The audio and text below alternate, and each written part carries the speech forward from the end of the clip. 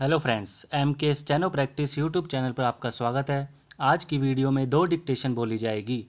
दोनों ही डिक्टेशन में same matter बोला जाने वाला है, लेकिन इनकी स्पीड अलग रहेगी और यह लीगल डिक्टेशन है, राजस्थान हाई कोर्ट के पैटर्न पर बोली जाने वाली है। इस वीडियो की पीडीएफ आउटलाइन या शब्द चिन्ह प्राप्त करने के लिए आप टेलीग्राम ग्रुप ज्वाइन कर सकते हैं, जिसका लिंक आपको डिस्क्रिप्शन में से मिल जाएगा। यदि डिस्क्रिप्शन में दिए गए लिंक द्वारा आप पीडीएफ प्राप्त करने के लिए टेलीग्राम ग्रुप तक नहीं पहुंच पाते हैं, तो आप सीधे टेलीग्राम पर एम के स्टेनो प्रैक्टिस 007 सर्च करके भी ग्रुप ज्वाइन कर सकते हैं तथा पीडीएफ व आउटलाइन यानी शब्द चिन्ह प्राप्त कर सकते हैं। आज की वीडियो स्टार्ट करते हैं। पहली डिक्टेशन है 70 शब्द प्रति मिनट की, जो कि 5 सेकंड बाद शुरू होगी।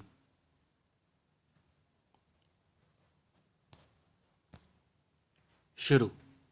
दंड प्रक्रिया संहिता की धारा 161 के अधीन अभिलिखित किसी साक्षी का कथन सारभूत साक्ष्य नहीं होता और केवल अपराध ही इसका उपयोग कर सकता है तथा न्यायालय की अनुमति हो तो अभियोजन पक्ष भी उसका उपयोग भारतीय साक्ष्य अधिनियम की धारा 145 में उपबंधित रीति से ऐसे साक्षी का खंडन करने के लिए कर सकता है और जब इस प्रकार ऐसे कथन का कोई भाग उपयोग में लाया जाता है तो कथन के किसी भाग का उक्त साक्षी की पुनः परीक्षा में भी उपयोग किया जा सकेगा, किंतु यह प्रयोग उसकी प्रति परीक्षा से संबंधित किसी बात को स्पष्ट करने के उद्देश्य से ही किया जाएगा। पूर्ण विराम। दंड प्रक्रिया संहिता की धारा 162 के परंतु में आए शब्द स्पष्टतया बताते हैं कि अभिकथित कथन का अभिलेख साक्ष्य में सीधे ही ग्राह्य नहीं किया जा सकता और उस अधिकारी की जिसके समक्ष अभिकथन किया गया कथित है। सामान्यतः परीक्षा किसी अभिकथित कथन के बारे में जिन पर अभियुक्त ने साक्षी का खंडन करने के उद्देश्य से सहारा लिया है की जा सकेगी। पूर्ण विराम। दूसरे शब्दों में धारा 161 के अधीन अभिलिखित कथनों की सत्यता के संबंध में कोई उपधारणा नहीं है और जब तक ये साबित नहीं किए जाते, इनका उपयोग न्यायालय में दिए गए साक्ष्य का खंडन करने के लिए नहीं किया जा सकता। पूर्ण विराम।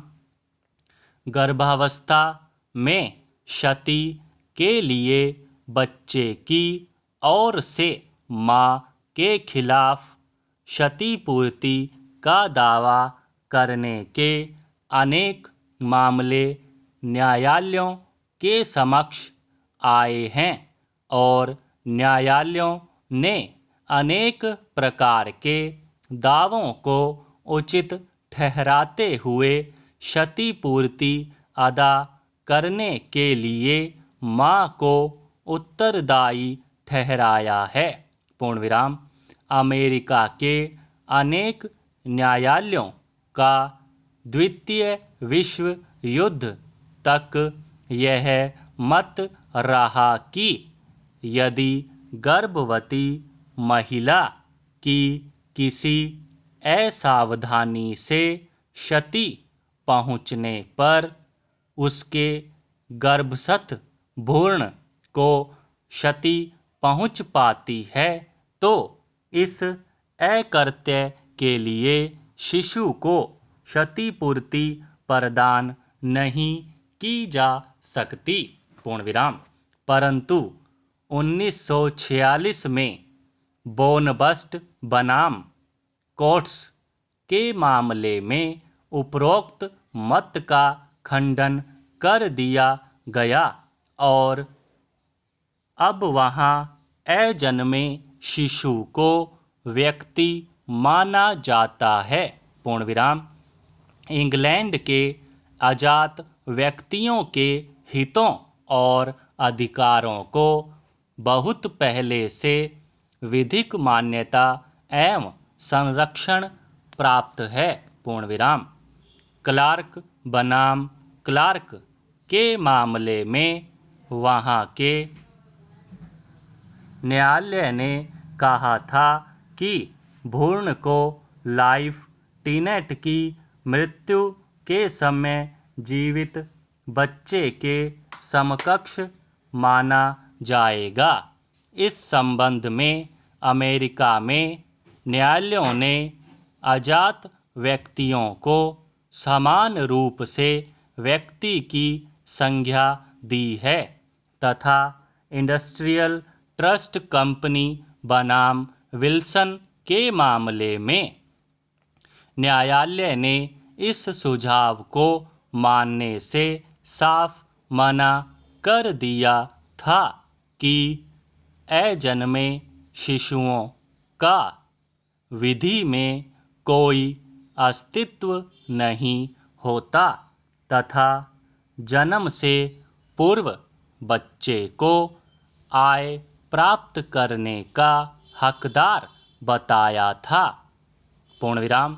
भारतीय दंड संपत्ति अंतरण अधिनियम 1882 की धारा 13 के अंतर्गत किसी ऐसे व्यक्ति के लिए हित का सृजन किए जा सकने का उपबंध है जो अंतरण के दिन अस्तित्व में नहीं था, अर्थात जो उक्त तिथि तक जन्म नहीं ले पाया था।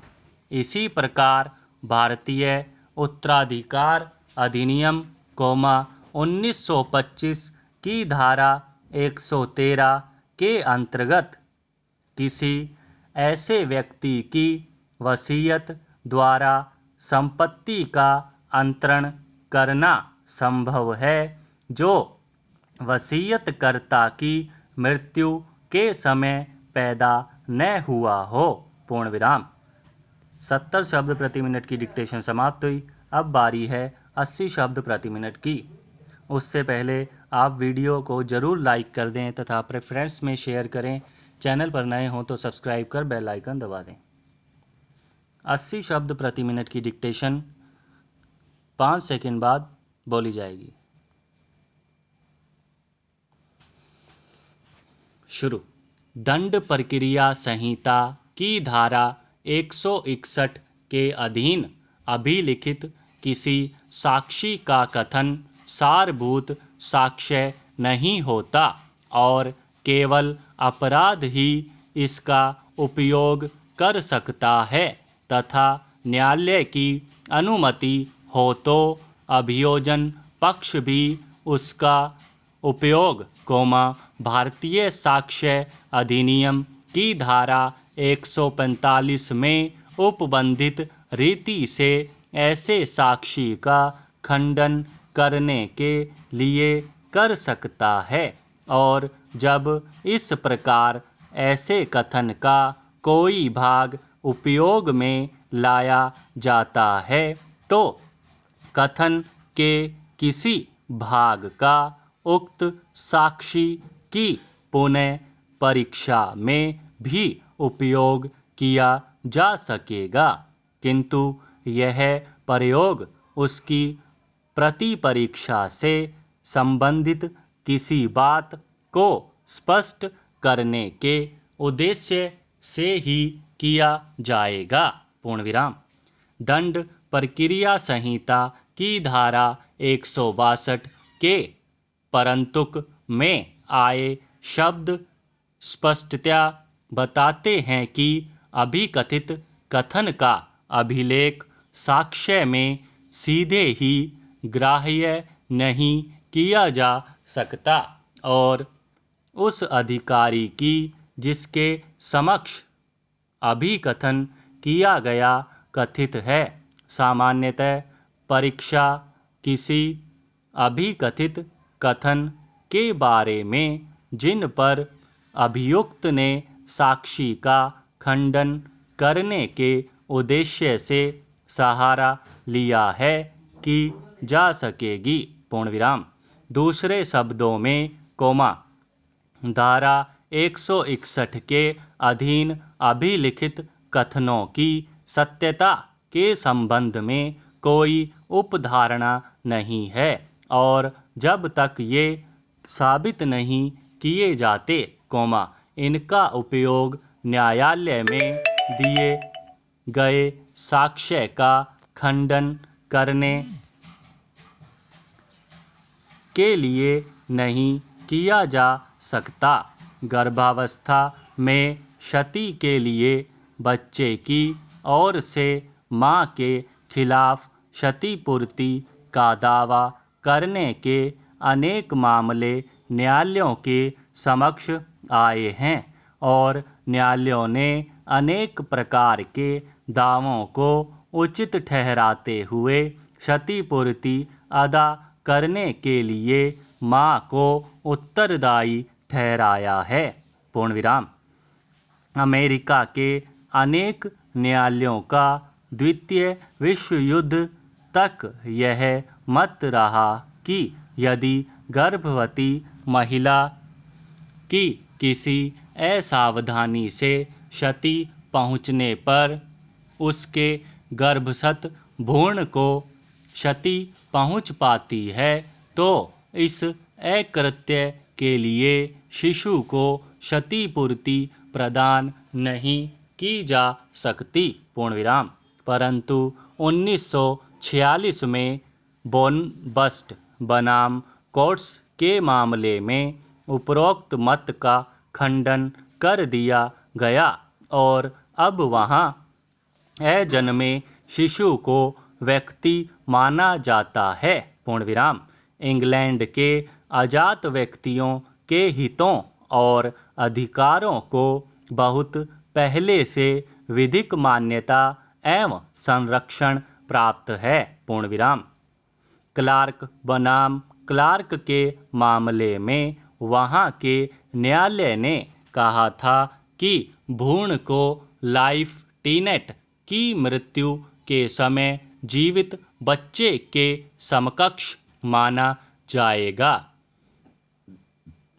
इस संबंध में अमेरिका में न्यायालयों ने अजात व्यक्तियों को समान रूप से व्यक्ति की संज्ञा दी है तथा इंडस्ट्रियल ट्रस्ट कंपनी बनाम विल्सन के मामले में न्यायालय ने इस सुझाव को मानने से साफ मना कर दिया था कि अजन्मे शिशुओं का विधि में कोई अस्तित्व नहीं होता तथा जन्म से पूर्व बच्चे को आय प्राप्त करने का हकदार बताया था। पूर्ण विराम। भारतीय दंड संपत्ति अंतरण अधिनियम 1882 की धारा 13 के अंतर्गत किसी ऐसे व्यक्ति के लिए हित का सृजन किए जा सकने का उपबंध है जो अंतरण के दिन अस्तित्व में नहीं था, अर्थात जो उक्त तिथि तक जन्म नहीं ले पाया था। पूर्ण विराम। इसी प्रकार भारतीय उत्तराधिकार अधिनियम 1925 की धारा 113 के अंतर्गत किसी ऐसे व्यक्ति को वसीयत द्वारा संपत्ति का अंतरण करना संभव है जो वसीयत की मृत्यु के समय पैदा न हुआ हो। पूर्ण विराम।